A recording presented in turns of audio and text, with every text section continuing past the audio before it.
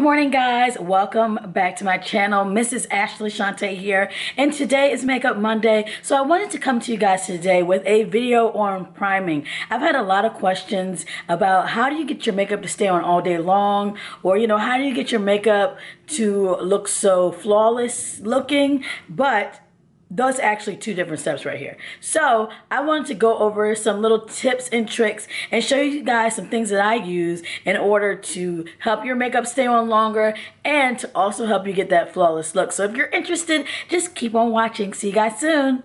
So let's first start with how do you get your makeup to stay on all day long. One of the things that helps your makeup stay on all day long is having a good primer. So I'm going to show you guys the high-end primer and the low-end primer that I have used. Not saying that these may or are the best, but they are good for what you're trying to do. So the first primer, let's start with the higher end. So the higher end is this Smashbox Photo Finish. I've been using this now for a few weeks and it does a good job. I just apply this before I put my makeup on every day, so I make sure that I get the T-zone. So here, here, and especially the mustache area. Now, I have a problem with my mustache area because that's the first thing that always instantly gets shiny. The makeup is gone.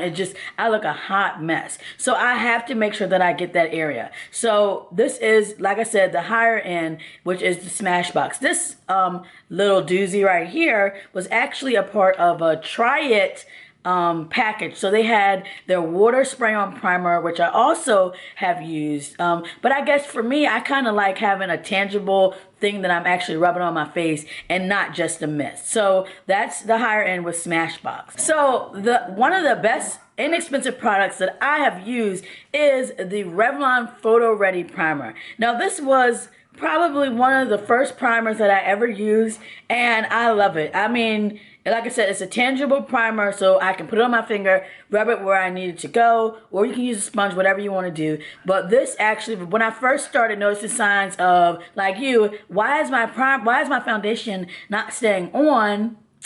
This was the primer that I got, and it like turned my whole entire life around. So if you want an inexpensive, good primer, it's the Revlon Photo Ready Primer, okay? Now, I'm sure there's some other primers out there that you can use. These are just ones that I have used. Another great primer would be the Milk and Magnesia.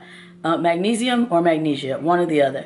I was using that. It's nothing wrong with that at all, I don't think. But, different things are good for different people's skins. So you have to kind of weigh that option. But that is a really inexpensive way, and you get like a big jug. Like it's pretty big, and so you just put it on a sponge and you just apply like normal. Now the thing about that is your skin will turn white once it dries, but once you put your makeup on top, you will not see it. So the Milk and Magnesium is also an affordable option if you want a good primer. But if you want the store brand, it's the Revlon Photo Ready Primer. That I'm trying to tell you guys, this is great. And they have different formulas which you can choose from. So I just always, this is the color correcting primer, and I believe I had their like original primer. So you don't have to get color correcting. You can get whichever one you want to get. So that would be that. Now, let's move on to how do you get your makeup to look so flawless. So a lot of times you'll walk up on somebody and you'll be like, oh my gosh, it just looks so, oh, everything is blending, everything looks together. So a key to that is having a finishing powder. I've seen so many people or met so many people that ask me that question, and I say, well, do you have a powder? Do you wear a powder? And they're like, no. And I'm like, you have to have a powder. The powder is the way, guys. So when you put that finishing powder on top of your liquid foundation or cream foundation, you get that smooth shine, especially once it oxidizes. Oh my goodness. It's like you get that crisp, clear palette.